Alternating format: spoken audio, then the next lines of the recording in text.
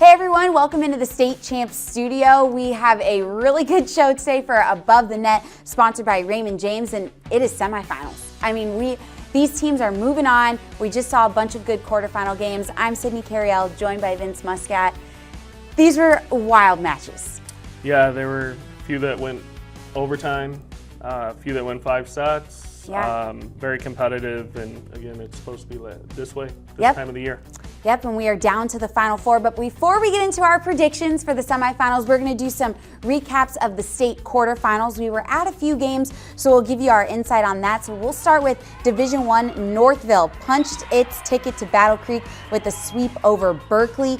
We know they were close last year, falling to Skyline in the quarterfinal, so they were hungry this season, Northville was, and they dominated 25-13, then 25-12, then 25-14. So they were rolling. We knew that coming into this game. The Mustangs do have 4 seniors on the team: Abby Reck, Anna Wilds, Taryn Rice, and Lauren Mackeller, and all of them showed out. They've showed out all season long, and this is really cool, Vince. I know you said that Sarah Lindstrom is known for this stuff, but this is awesome. You don't get a trophy this round, as we know. So instead, they gave them a Kellogg's Frosted Flakes cereal box because they're headed to Battle Creek, home of Kellogg's Arena. So that was a pretty cool thing. And then they got a sign that said, "We punched our ticket to the Final Four." So a really cool moment there for Northville. Yeah, she always comes up with these little unique ways. She used to be a coach at Divine Child, and I know she made the semifinals there a few years back, and she does a really nice job of giving these little motivational things, and the girls get into it and they love it, and it helps them. It breeds a good culture for them. Yeah, and she had a great motivational speech at the end of the game in their post-game huddle. She told the girls, "Let's not settle just for Battle Creek. We have a lot more in store." It's not luck that got us here. You guys have worked your butts off. You have put yourself in a position that only 3 other schools get to do, okay? But one thing is we're not finished. It feels amazing, especially that it's our last year and our last chance as seniors to get to Battle Creek.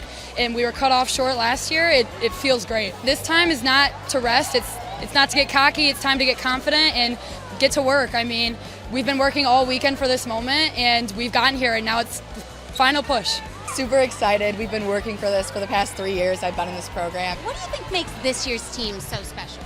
We have just amazing defense. Our back row, Greta, Ashley, and Taryn, they're just amazing. They're so scrappy, and they bring so much energy to this team, and I think a lot of our success stems off of them. Sticking with Division I, but moving on to a nail-biter of a game between Marion and Clarkston. Vince, you were at this game. What a shootout.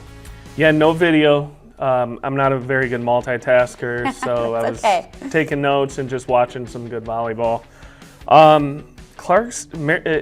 It says Marion won in 5 sets, and quite honestly, unfortunately, one of Clarkston's players, dominant player, Kayla Kogan, went down in the match. And she was dominating. She had 25 kills at the time. Wow. Game point, never seen anything like it in my 20-year coaching career, of somebody going down literally on a set that she's been killing it all night long, and that was the match right there. Felt bad for the Clarkston fans, the kids. Coach Ellie had a great game plan. Yeah. They played relaxed. They passed. They won the serve pass game. Clarkston was the better team, and the better team didn't win, unfortunately, that night. Now, you play that match 10 times, Marion probably wins that nine times. They really struggled, but they played well enough when it mattered, when their backs were against the wall. Izzy Busiani really killed it, especially in the 4th and 5th set. Ava Sarafa was doing really well. She wasn't always getting the best passes, but really knew how to locate for her hitters and just settled things down, and they got back to Marion volleyball in the 5th set. And again, kudos to Clarkston. Allie Smith did a great job with that team. They really belong in the semifinals the way they played, and it's unfortunate, but that's life, Yeah, the bracket, it's a tough route to get to Battle Creek. So, but congrats to Clarkston on a great season. I feel like we talked about them every single week because they were always doing stuff that were highlight worthy. And they're going to be back next year. Yeah, I mean, no doubt they've about it. lost a couple of key seniors, but they've also got some kids on the bench that I've seen in the club world long time that are going to just be able to step right in and perform at that level too. So. Yeah. Coach Allie Smith and her Clarkson Wolves will be back. We know it. Yep. But as we move on to Division II here, you were also at this game, North Branch getting the sweep over Mount Morris. Yeah, Haley Green stood out for North Branch. First of all, Jim Pender, coach at Mount Morris, really good coaching friend of mine. First regional championship, so gotta say congrats to him. He does such a nice job up in that area of building competitive teams. Jim Fish made it through that district. Imlay City, they won in 5, so that was a little match he was worried about. Fast forward to regionals, played Notre Dame Prep, who's always been an arch nemesis of them, and got through them. And I think they're just building momentum. Again, they're my favorite to win it in North Branch all season long, and we'll see if that changes when we talk about predictions. Yeah, that's what I was going to say. They've always been your number one since week 1 when we started our show. But as we move forward here, we'll head to Division III. We were at this game. Cass City is Final Four bound after taking down Royal Oak Shrine. The Redhawks got the sweep. But don't be confused here. The sets were competitive, that's for sure. It was 25-20, 25-22, and then 25-18. So it was pretty close all throughout. And this is Cass City's first Final Four appearance since 1977. It's been a while since they've battled it out for a state title. Head coach Amy Cathrell and her squad is rolling right now, and Shelby Ignash laid down 17 kills in the win, and you could see their excitement after this one.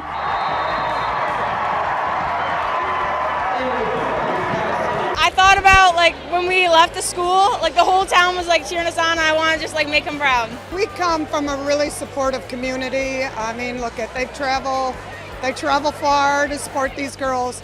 They like that support. Of course, they love the noise, but I really feel that their kryptonite is each other. I feel that, and I've coached for a long time. This group relies on each other. They inspire each other. I have a really good leader that can bring them up, and I think it's really about them. I do. We can play in a silent gym. We can play in a loud gym. We can play anywhere. So, I don't know. I'm really proud of them. Vince, you talked about Shelby a little bit off camera. What do you see in her play? She is such an explosive athlete. I'm happy for these guys in the Thumb area. In Division III last year, you had Reese came out of the Thumb area and won a state championship, and now Cass City is trying to follow in Reese's footsteps, so to speak. Shelby's thunderous arm, very impressive arm. She's just a great athlete. Plays basketball, plays volleyball, explosively, and she's carrying this team. I know the coach is really happy with her development and really excited about what they can do in Battle Creek. And moving over to Division IV, Lansing Christian cruised past Portland St. Patrick, also getting the sweep in this one, headed to the Final Four after a 25-21 win in set 1, then 25-20, then 25-17. And after the game, head coach Sarah Rotman said this could be the first time in school history they've made it this far. She said she had to go back and check the history books, but she's pretty sure this is as far as they've made it. And she said a few years ago they got pretty close, so they knew what it kind of tasted like, but now her team is feeling really good, and they're playing really well right now and really picked up their momentum towards the end of the season. Words cannot express how proud I am of them. They were hesitant a little bit because a couple years ago in a quarterfinal match, we just kind of played not to lose and not play to win. So we've really been trying to do a lot of that in the last couple weeks of practice to keep their confidence up and to keep going. Any coach knows that this game is a really mental sport, and you could have a lot of talent in the world, but if they're not right in the head and if they're not pushing hard with every point and fighting for every point, we all know too well that it can just go south. So we've really worked on that over the past couple of weeks. I'm really proud of them. Freshman year, we got this close, and I guess just making history in our school is just really exciting. We're going to move right into our predictions for the semifinals into the finals. I mean, you've always had yours from the start, but I'm curious to see if they're shaking up here a little bit as we move closer into this thing. Yeah, first of all, I want to protect you in this, because if I get it wrong, I don't want people to think, you're getting it wrong either. So Maybe we should start a hashtag blame Vince like we do for Lauren. yes, motivation for teams. So you got Marion and Forest Hills Northern. Again, Marion's been my favorite all year. Last night, really changed a little bit. They're the favorite still, but they've got to play better, and Coach Mason knows that. Forest Hills Northern has Kennedy Lewisell, again another thunderous arm that's as an outside hitter. Marion in 4 is what I'm thinking. Marion 4 for that side. Yep. And on the other side of the bracket, we have Saline and Northville. And after the game, after Northville's games, they were excited. They get to see Saline again. Yep, and Saline beat them. Yeah, so they're like, we get another shot at them. Another tough one. D1 just got really exciting, I think. There's a lot of parity. Saline and Northville, both teams match up really well. Saline, I saw them play at Woodhaven in I think it was regional finals. Their liberos playing great ball. Their setters dishing the ball to her hitters. Maria Lario, outside hitter for Saline, is playing really well. I think it's going to go 5. I've got my assistant coach has a kid at Northville.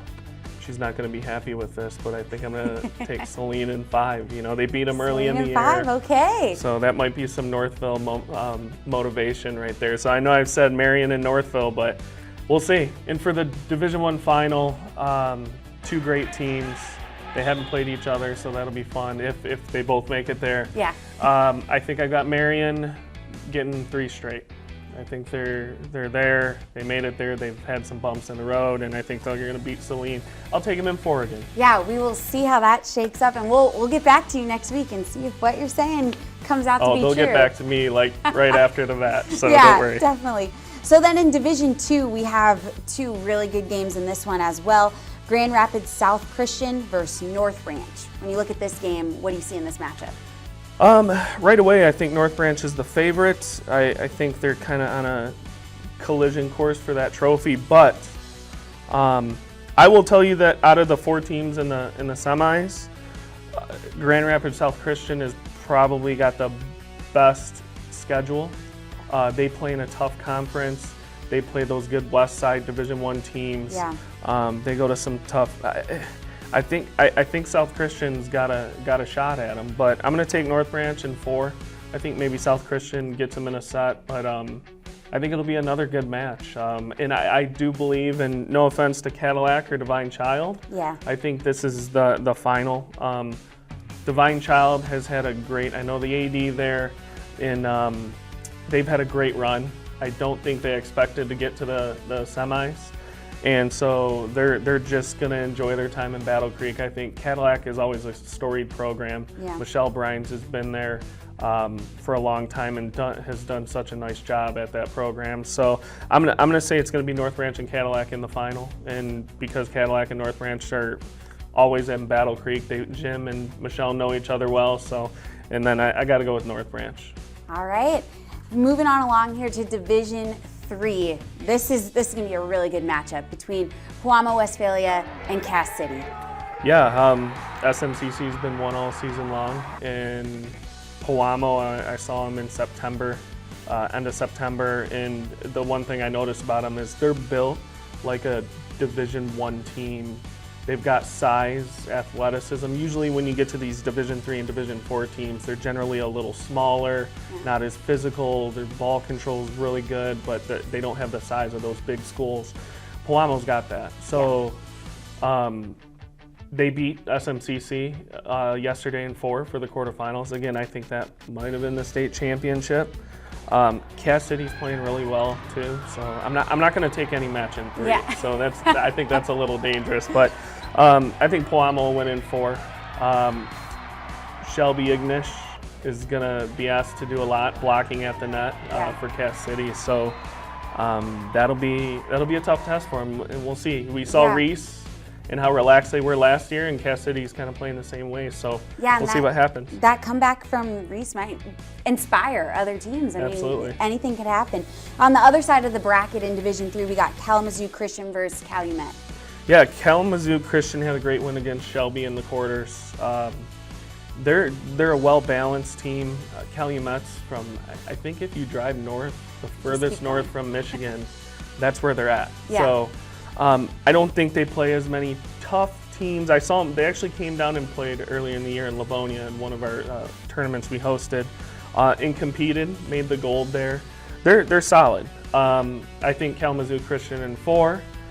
I think Pewamo is going to play Kalamazoo, and then I think that's going to be Pewamo in 5, we'll say. Okay, so a battle out in that one. And then in Division IV, our final division, on one side of the bracket, we got Athens versus Lansing Christian. What do you think of this matchup? Athens, I don't think you can call it an upset because I think Athens in my Division IV rankings was like 2 or 3. They beat Lenawee Christian, so that was number 1, number 2. Yeah. But they beat them handily, 3-0, Yeah. which is pretty impressive. So I got to go Athens. Lansing Christian's got great outside in Caitlin Rotman. They've got experience of playing deep into the playoffs, but I think Athens is going to be too much for them. Mount Pleasant Sacred Heart was there last year, so they've got some experience. And Crystal Falls Forest Park is always on those lists of teams that are in Battle Creek too. So you got a lot of teams who've got the experience and are back here. I'm going to go Sacred Heart, and I'm going to go Athens, and then I'm going to go Athens as the state champion. Athens all the way. Wow, I am very curious to see how this all shakes out after this weekend, and when you and I talk again next week, we'll see if your predictions were right and who's hosting that trophy. Yeah, it'll be fun. Yeah, it's going to be so fun to check out. We're going to take a quick break and check in with our friends at the DMC Physical Therapy and Sports Medicine for this week's Game Changers. Hi, I'm Laura Remus with DMC Physical Therapy and Sports Medicine, and today on Game Changers, we're going to talk about athlete readiness testing. One of the hottest topics in sports performance is load monitoring. Load monitored training is being utilized for athletes on a day-to-day basis to determine how hard they should train or practice to help optimize their performance and prevent injury. So how can I, as a high school athlete, do load monitoring? Well, here are 3 simple tests. Hi, I'm here with Robbie from Notre Dame Prep High School, who plays basketball and soccer. He's here to demonstrate the first load monitoring test, grip strength. Take a grip master, put it in your hand. Squeeze it all the way until both ends touch. Then open it back up and repeat it. See how many times you can do that, and then record what that strength is. Each day, come back and retest yourself. If you drop by 10% your performance, can't squeeze it as many times by 10%, then you need to decrease your load, decrease the amount of training you're doing that day or the intensity of your practice. I'm here with Robbie again to demonstrate the second load monitoring test, the vertical jump. Start by standing and performing a maximum vertical jump. Repeat it. One more jump for the third. Record the best vertical jump. Do this on a daily basis. If you notice a 10% or more drop in performance, you know the load is too excessive and either practice and or your training needs to be adjusted. I'm here with Owen from Notre Dame Prep High School, who plays soccer. Owen's going to demonstrate the third load monitoring test, the 10-yard sprint. Set up so you're ready to time a 10-yard sprint. Go. Repeat this 10-yard sprint test 3 times. If your performance decreases by 5% from day to day from your best results, then you need to adjust your training and or your practices to help prevent injury and optimize your performance. For more sports performance tips or to make an appointment with a DMC physical therapist or sports medicine physician, visit dmc.org/gamechangers. Do you have a sports injury, or are you just looking to take your game to the next level? Then go where the pros go. DMC Physical Therapy and Sports Medicine. For immediate care, call 313-910-9328 or visit dmc.org/gamechangers.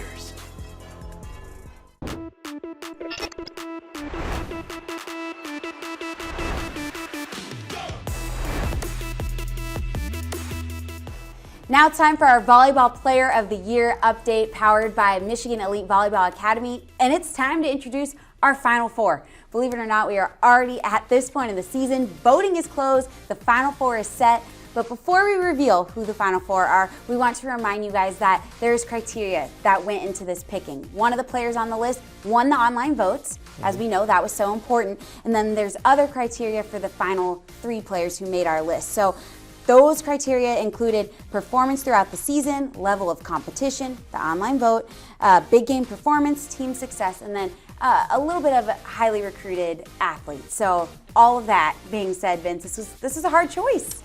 Yeah, I mean, I think when you look at the criteria, focusing on this season and what was done, all of them are highly recruited athletes. Yes. I feel like, and so it's looking at those other things.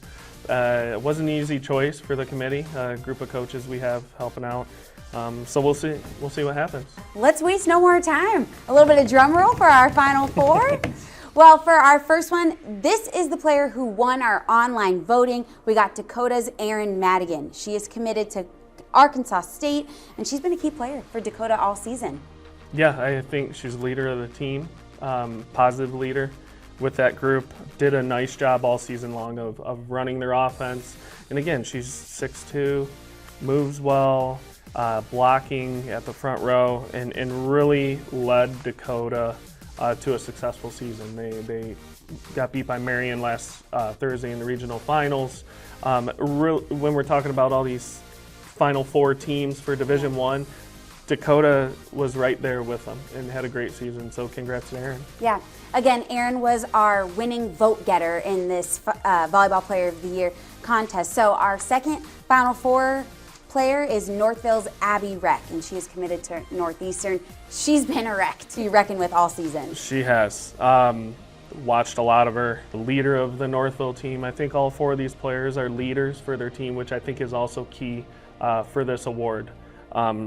She just brings a lot of intangibles that she makes her players around her better. As an outside hitter, you think of other positions that do that, you need that. As an outside hitter, you don't have to do that. You get the ball, you terminate. You pass, you pass that attack, But Abby's a great volleyball player too, and she was in the process of making a transition from middle to outside last year for Northville, and this year she went fully outside in 6 rotations and has done one of the better hitters in the state of Michigan. So congrats to Abby. Yeah. And our next player in the Final Four comes from Marion, Ava Sarafa, and she is committed to Kentucky. Ava has also been a player we've talked about all season long. Yeah, going to Kentucky, setter. You talk about leadership position. She sets her hitters. Her team on the year, and this is a ridiculous stat. If you can have one player on your team hit over 300, middles are usually, you want them to really good middles. That's impressive. Her team is hitting over 300. Wow. So she's delivering the ball. She's got a variety of offense. Takes errant passes and makes them better. I mean, just a really great setter. Physical at the net. So she's 5,000 assists yesterday. So she knows how to dish the rock. So congrats to Ava. And our final player in the Final Four is Skyline's Harper Murray. She's committed to Nebraska. Although they did fall short in the playoffs, she was still one of the best players in the state, if not in the country. Oh, absolutely. It shows volleyball's the ultimate team sport, I feel. And I might be a little biased in coaching, but she's the real. We've talked about it all season long. I mean, go back and look at the other 11 episodes. I mean, almost every one of them involves a highlight from Harper or something. She's going to Nebraska, a highly great program that is bringing in a great player. She had a great season all year long.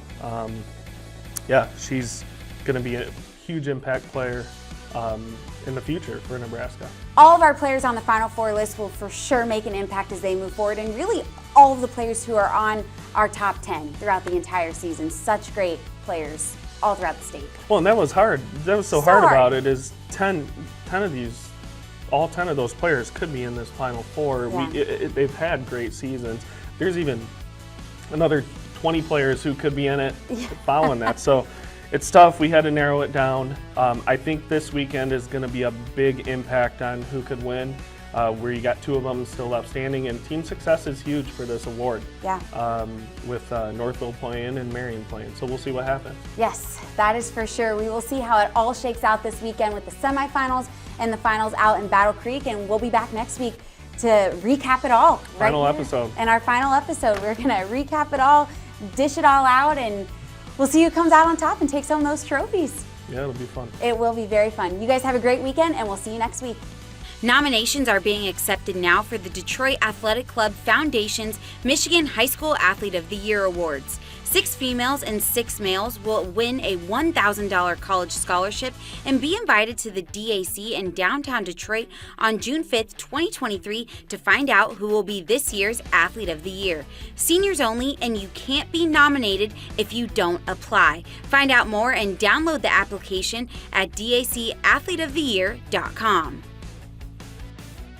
State Champs Above the Net is presented by Raymond James, tailored financial advice that helps you live your life. State Champs Above the Net is also powered by Lawrence Technological University. Visit ltuathletics.com and recruit yourself. Michigan Elite Volleyball, work hard, play hard. Michigan High School Athletic Association, promoting the value and values of educational athletics. The Michigan Army National Guard, a proud sponsor of the MHSAA. And the Detroit Medical Center Physical Therapy and Sports Medicine Pros.